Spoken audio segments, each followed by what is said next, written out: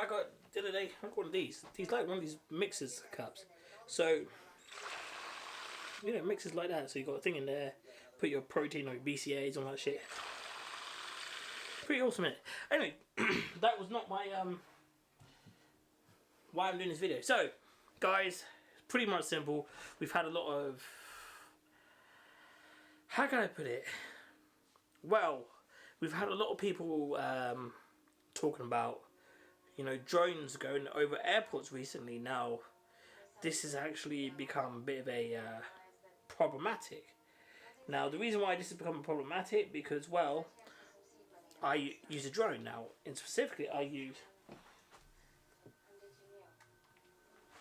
this, which is the DJI Spark. I mean, it's not on everything, but yeah, it's a small little itty bitty drone that, you know, does all my little nice little fancy shots. Now, the worst part of it is a lot of people now are using it at airports. Reason why this is beginning to be a bit of an irritant to me and a few people is because, one, drone laws state you should not fly in the airport. I mean, look, I'll even get it up. Drone code of conduct. I mean, yeah. So in the UK, we have this thing called the Civil Aviation Authority, so the UKCAA. This means that you have this is the guys who authorize or who oversee the rules and regulations of aircrafts, unmanned aircrafts, and so forth. So, in a minute, I'm going through. We'll go through the drone code, which is on first thing you type in Google is drone. Is the drone code. Be safe, and on there you got a PDF of your drone laws, but it's a 2-page document, and it says right in the very bottom, be drone legal. Now, you're responsible for each flight, so legal responsibility lies with you, the drone flyer, or the drone owner. Failure to fly responsibly could result in a criminal prosecution. Now, that is a code. Now, this is the one thing that's been getting on most of the guys in the drone community is flying over airports, and that's just stupid. I mean, it even says here in the drone airport, it says, stay away from airports and airfields and aircrafts. It is against the law to fly your drone within 1 kilometer of an airport or airfield boundary. If your drone endangers the safety of an aircraft, it is a criminal offence and you can go to prison for 5 years. That is the straightforward coding of it. Now what's my issue with this is simple. There are a lot of people who follow these codes very, very strictly because they have them for commercial uses or for recreational uses, so they can do XYZ stuff. What, say for example, area photographs or area videos. I mean, I'll show you one of my videos where we've got up going.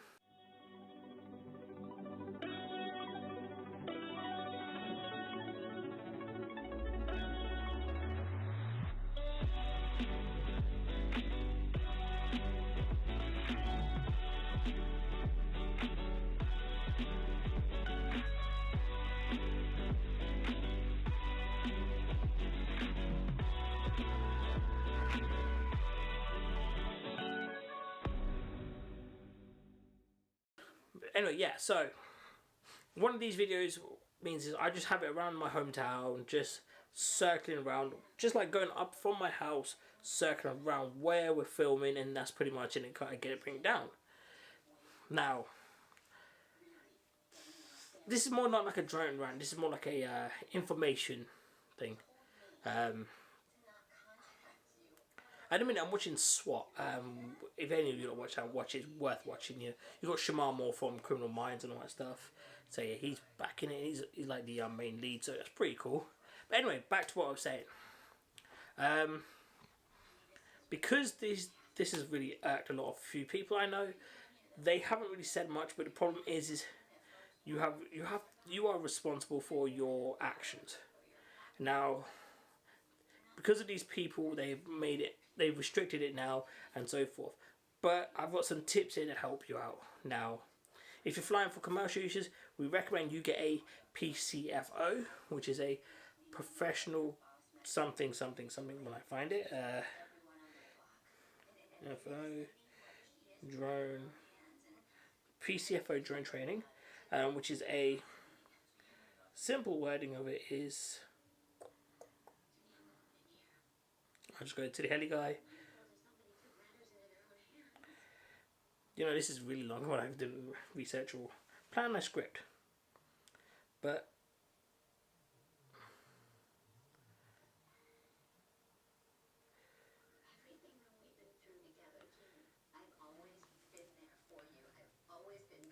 which is PCFO is basically called permission for commercial operation. So what that means is you can use it for paid work.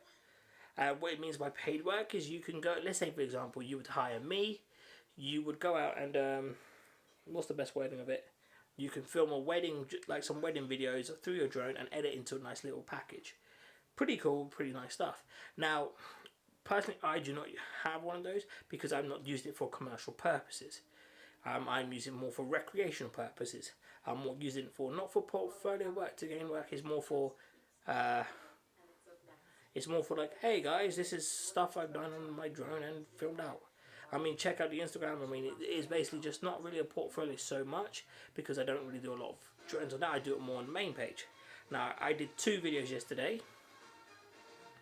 Now, more of it was just so I can get people to look at my work and say, yay, he's got some content up. One of the comments was a bit of a jackass move from someone.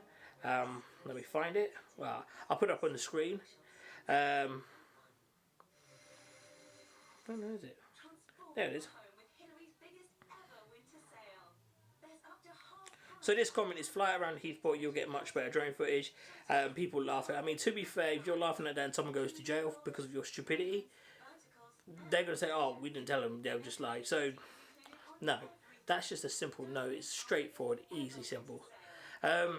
This person knows who he is. He sometimes is a jackass. All he does is when you realise that in person he's a bit of a chicken shit.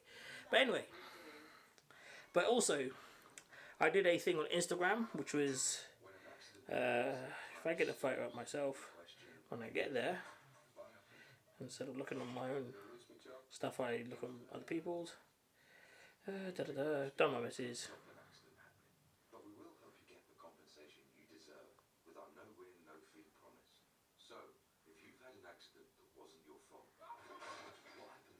So anyway, my question was, where should I fly with the DJI Spark? Now I got a lot of responses. The responses were, well, because the story is now 12 hours old, but yeah, the first one was the Playboy Mansion. I would like to do that, but again, that's down to what you call it, privacy and all that stuff. So it might be a bad idea, and plus with the US, it can be a dangerous thing. Top of a hill for sunrise and sunset for time-lapse style footage. Now that's a pretty cool concept. I actually do like that. The only thing that is trying to get up for the right time and learning to see if the Spark can do time-lapse. I know the Mavics, Inspire, and the Phantom can do it. My other one question was the airport. Now that is more of a joke. Now let's be realistic. I put down this comment. No, not going for the R. Kelly treatment. And then there's the other thing is, the last question was a pretty simple one. Where can't you go? Simple point of it was, you cannot go to airports, which is what this whole video is about.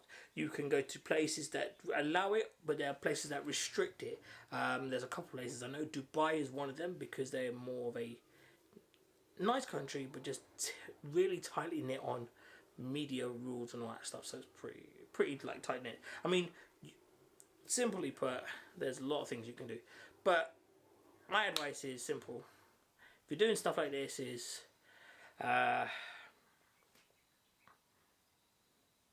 simply put, research where you're going, if they allow it or not. So basically, go into Google if they allow you to fly the drones in that country. But that's more of a third. So let's say a couple of tips. Coming at the bottom, research your country, where you're going. going and